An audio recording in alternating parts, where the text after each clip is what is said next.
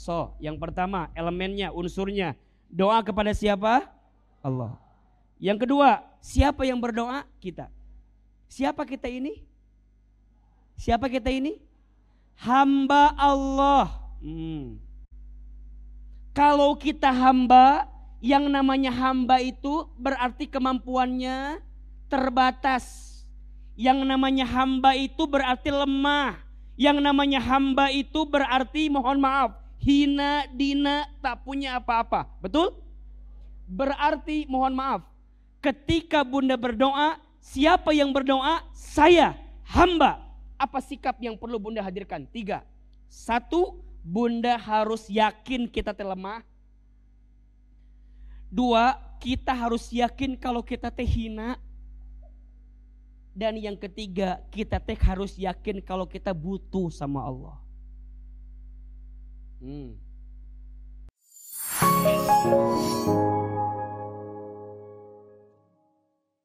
Berarti pertanyaannya, doa itu penting atau tidak? Penting aja, penting banget. Kius, mi apa? Baik. Ustadz, oke. Kalau doa itu penting, berarti apa? Allah memerintahkan kita berdoa. Karena doa ini, lihat. Di mana perintahnya? Nanti Bunda buka di Quran surat Ghafir ayat ke-60. Quran surat Ghafir atau surat Al-Mu'min. Ada 2 namanya, ada Ghafir, ada Al-Mu'min. Surat ke-40 ayat ke-60. Ini prinsip yang harus Bunda pahami dalam doa. Sok dibuka. Surat apa? Ghafir atau surat Al-Mu'min ayat 60. Surat ke-40 ayat 60. A'udzubillahi minasyaitonirrajim. Bismillahirrahmanirrahim. Perhatikan. Wa qala, dan Allah, dan berkata Rabbukum, Tuhan kamu sekalian. Dan Allah berkata kepada kamu sekalian. Apa? Ud'uni astajib lakum. Lihat. Ud'uni astajib lakum. Berdoalah kepadaku, niscaya aku akan kabulkan apa yang kamu minta kepadaku. Jadi doa ini perintah siapa? Bukan semata-mata kebutuhan kita, tapi lebih dari itu perintah Allah. Sama, lihat kalimatnya. Kalau ada perintah, maka hukum asalnya perintah itu sesuatu yang harus dilakukan. Kalau tidak dilakukan, maka kita akan mendapatkan apa? Dosa. Lihat, hukum asal perintah itu jika dilakukan mendapatkan pahala, jika tidak dilakukan mendapatkan apa? Dosa. Karena ini perintah. Berarti sama kayak sholat. Berarti sama kayak saum di bulan Ramadan. Berarti sama kayak membayar zakat. Itu kan? Ini bentuknya perintah yang Allah perkenankan. Hebatnya di ayat ini langsung Allah jawab. Ud'uni, berdoa kepadaku, astajib lakum, maka aku akan perkenankan kepada kamu sekalian. Terus Ustadz, kalau tidak berdoa apa konsekuensinya? Lanjutkan kalimatnya. Innalladzina, sesungguhnya orang-orang, yastakbiruna, orang-orang yang sombong itu, Allahu Akbar. Berarti orang yang tidak berdoa kategorinya apa? Dan Bunda tahu yang membuat iblis tidak akan masuk surga gara-gara apa? Sesungguhnya orang-orang yang sombong an ibadati, ya, dia tidak mau menyembahku. Sayadkhuluna jahannam dakhirin, maka akan aku masukkan mereka ke dalam jahanam dengan keadaan yang hina. Berarti mohon maaf, orang yang tidak mau berdoa, 1 orang yang apa? Sombong. 2 orang yang tidak mau berdoa berarti orang yang akan masuk ke dalam apa? Neraka jahanam. Dan yang ketiga, orang yang tidak mau berdoa berarti orang yang hina dalam hidupnya. Sisi di sini, lihat. Ahilman berikan kenapa doa itu penting. Sisi di ayat ini Ahilman gambarkan kepada Bunda, kalau kita nggak doa apa yang terjadi Ustaz? Kalau kita nggak doa jadi sombong dalam pandangan Allah. Kalau kita nggak doa jadi apa? Jadi hina dalam kehidupan kita. Dan yang paling terakhir Allah masukkan ke dalam neraka jahanam. Berarti mulai hari ini saya tanya, dalam berdoa itu yang paling penting berdoanya atau dikabulkan doanya? Dua-duanya. Yang paling penting apa? Iya, berdoanya. Ya. Kenapa? Karena di sini sudah pasti kalimatnya apa? Ud'uni astajib. Berarti sebenarnya setiap doa itu dikabulkan atau tidak? Nah, tapi cara memandang dikabulkannya lihat dalam konteks siapa. Kita kadang-kadang selalu memaksakan apa yang kita mau. Padahal belum tentu itu baik dalam pandangan. Contoh, Bunda punya anak kecil. Anak kecil itu mainan benda tajam. Bunda ambil. Agar apa? Agar tidak menyakiti anak kecil itu. Betul gak? Pertanyaannya, Bunda bisa gak ngasih itu? Bisa gak ngasih itu? Dikasih gitu bisa gak? Bisa gak dikasih? Tapi kenapa Bunda ambil? Karena membahayakan. Lihat analoginya. Ketika Bunda minta sesuatu, Bunda gak diberi. Bukan gak diberi. Boleh jadi Allah menyelamatkanmu dari sesuatu yang kamu gak tahu dalam kehidupanmu. Tapi konteksnya yang harus kita lihat apa? Allah maha baik, Allah maha rahman, Allah maha rahim, Allah maha pengasih, Allah maha penyayang. Kalaupun Allah belum berikan apa yang kita mau, berarti ada sesuatu yang Allah jaga dalam kehidupan kita. Sampai sini jelas tidak? Tapi jangan berhenti ketika doa gak dikabulkan. Maka Ustadz, setelah kita tahu di sini tadi, kalau kita nggak doa apa? Akan jadi orang sombong. Terus hina. Terus masuk neraka. Lihat. Ini bahaya nggak?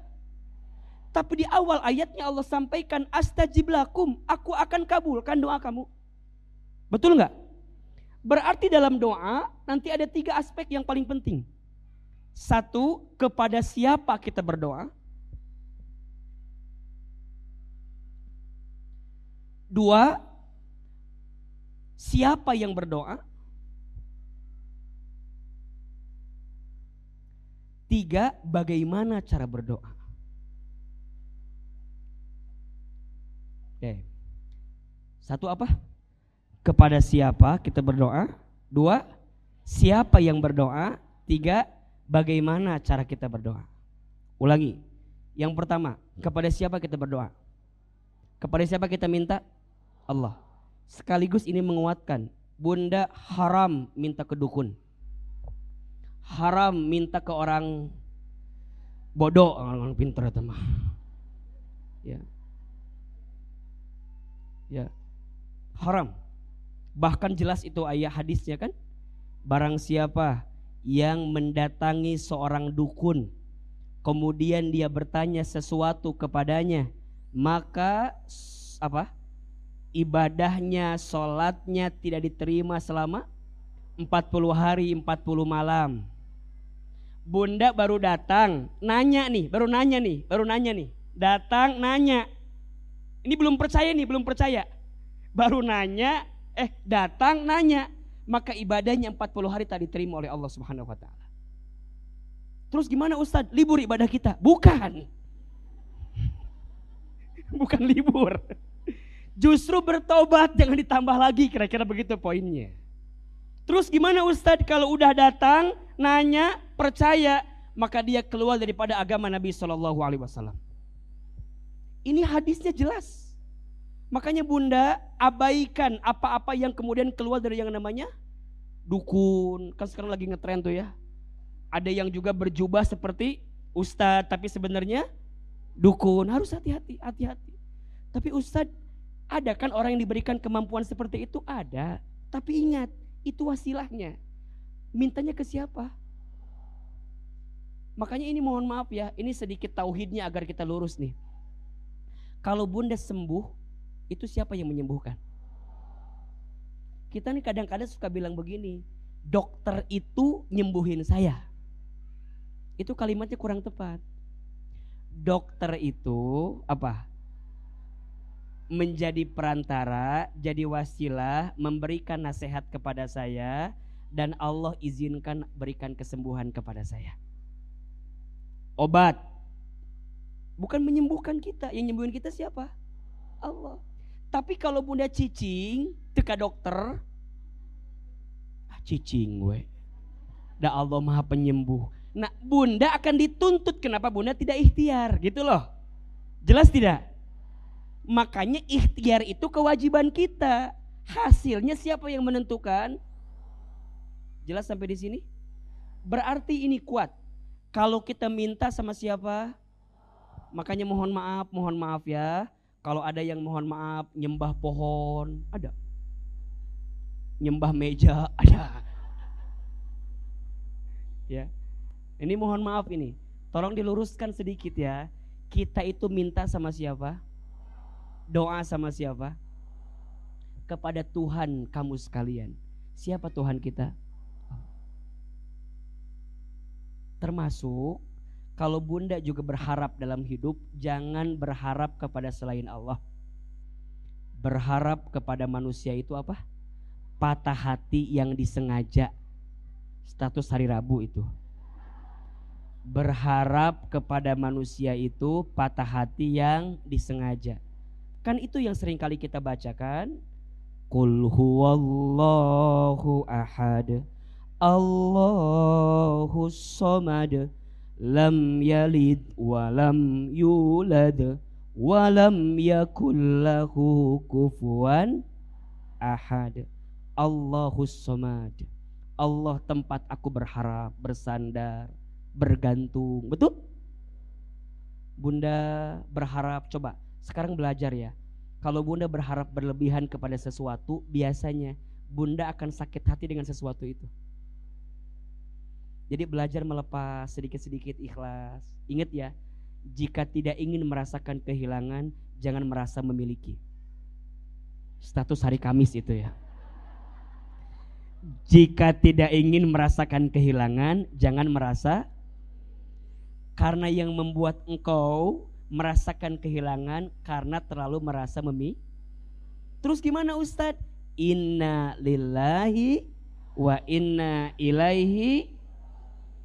Itu kan doa apa, istirja kita kan, kalau kita minta kan itu. Makanya kalau dikasih musibah kan doanya apa? Itu kan. Inna lillahi wa inna ilaihi raji'un. Allahumma ajurni fi musibati wa khlufli khairan minha. Hafal gak doanya? Coba siapin kameranya biar diulangi. Kalau ini doa agar kita cepat move on ketika dikasih musibah, agar kita cepat menyesuaikan diri ketika dikasih musibah. Doanya inna lillahi wa inna ilaihi raji'un. Allahumma ajurni fi musibati wa khlufli khairan minha. Coba ahilman sekali, bunda sekali. Inna lillahi wa inna ilaihi raji'un. Allahumma ajurni fi musibati wa khlufli khairan minha. Amalkan doa ini agar kita cepat berubah, menyesuaikan diri ketika dikasih musibah. Poinnya apa? Dikembalikan kepada siapa? Allah. So, yang pertama elemennya, unsurnya, doa kepada siapa? Allah. Yang kedua, siapa yang berdoa? Kita. Siapa kita ini? Siapa kita ini? Hamba Allah. Kalau kita hamba, Yang namanya hamba itu berarti kemampuannya terbatas. Yang namanya hamba itu berarti lemah. Yang namanya hamba itu berarti mohon maaf, hina, dina, tak punya apa-apa. Betul? Berarti mohon maaf, ketika Bunda berdoa, siapa yang berdoa? Saya, hamba. Apa sikap yang perlu Bunda hadirkan? 3. 1, Bunda harus yakin kita lemah. 2, kita harus yakin kalau kita hina. Dan yang ketiga, kita harus yakin kalau kita butuh sama Allah. 3 poinnya. 1, kita ini siapa? Hamba. Hamba yang apa? Lemah. Yang kedua, hamba yang apa? Hina. 3, hamba yang apa? Butuh sama Allah. Makanya dalam doa gak boleh sombong. Kieu doa teh, ya Allah, hamba teh geus tahajud ya Allah. Manya ya Allah teh dikabulkeun wae ya Allah. Tah. Berarti kita teh kepedean dengan apa yang kita hadirkan, betul gak? Dibalik, ya Allah, hamba sadar hamba banyak dosa. Lihat, kalau Bunda perhatikan doa Hilman, pasti di awal tentang dosa dulu semua tuh. Minta ampun, minta ampun, minta ampun, minta ampun, minta ampun, betul gak? Ya Allah, karena Engkau lembutkan hati kami, karena Engkau kumpulkan kami. Ya Allah, hamba hina, hamba dina, banyak kotor, buruk masa lalu hamba. Hamba sadar ya Allah, barangkali dosa hamba yang membuat doa belum dikabulkan ya Allah. Ujian datang ya Allah, hina. Baru kita butuh, ya Allah, hamba teh butuh kepada Engkau. Jadi datangnya bukan karena kesombongan di hati. Kan kadang-kadang sok ayah yang begitu, ada gak yang begitu? Ya Allah, hamba teh udah tahajud jam 8 pagi. Duha eta mah keur mah sombong, salah deuinya. Jadi kadang-kadang sok macam-macam kita. Jadi salah itu, karena konsep siapa yang doa tuh kudu naon, kudu merasa lemah, merasa hina, merasa apa? Butuh. Sok, Bunda udah merasa gitu belum sekarang? Karena dalam doa ini unsurnya, kepada siapa, kemudian siapa yang doa. Nah yang ketiga, bagaimana caranya agar doa kita dikenankan oleh Allah. Sok punten, dari 3 unsur ini, mana yang memungkinkan, mohon maaf ya, mana yang memungkinkan ada kekurangan, atau mana yang tidak mungkin ada kurang? Pasti kepadanya kan? Allah gak mungkin salah, Allah tak mungkin kurang, Allah tak mungkin zolim, Allah tak mungkin salah alamat memberi yang terbaik untuk kita. Yang salah siapa?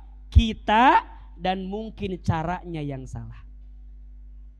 Berarti kembali kepada topik utama kita, Ustadz, bagaimana caranya agar doa kita cepat dikabulkan? Ada 6 cara. Ada berapa? Tapi kembali kepada prinsip tadi, setiap doa dengan izin Allah pasti dikabulkan. Hanya caranya seperti apa Allah mengabulkannya. Di keterangan disebutkan ada 3 caranya kan? 1 yes, 2 no, 3 wait. 1 apa? Yes, 2 no, 3 wait. Allah selalu mengabulkan apa yang hambanya inginkan. Jawabannya 3. Yes, Allah berikan sesuai apa yang kamu mau. Yang kedua, no, Allah gantikan dengan sesuatu yang terbaik dalam pandangan Allah. Yang ketiga, wait, tunggu, Allah akan berikan di waktu yang tepat apa yang terbaik untuk dirimu. Kira-kira Bunda masuk kategori yang mana? Yes, no, atau wait? Wait terusnya usah dikira iya teh Ustaz. Bahkan mohon maaf ya, Ustadz berikan kabar gembira bagi kita yang mungkin doanya belum dikabulkan. Satu kali ada seseorang yang kemudian di akhirat sana itu menempati tempat VVIP atau tempat yang paling keren. Dia bertanya kepada Allah, ya Allah, mengapa aku ditempati di tempat yang indah begini? Bukankah amalku dikit? Bukankah ibadahku kurang sempurna? Bukankah aku banyak salah dan seterusnya? Apa jawaban Allah? Bidu'aikum, aku tempatkan dirimu di tempat ini. Kenapa? Karena doamu yang kamu panjatkan di dunia dan belum aku kabulkan selama di dunia. Jadi Bunda gak boleh putus asa. Nggak boleh kemudian geus moal doa lieur tadi ijabah wae nggak doa teh. Jangan. Karena boleh jadi Allah menyiapkan bukan di sini tapi di mana?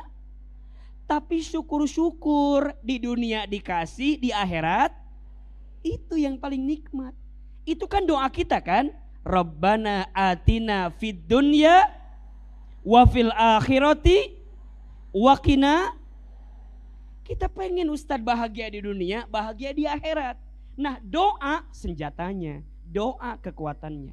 Nah, sekarang bagaimana caranya agar doa ini Allah cepat kabulkan?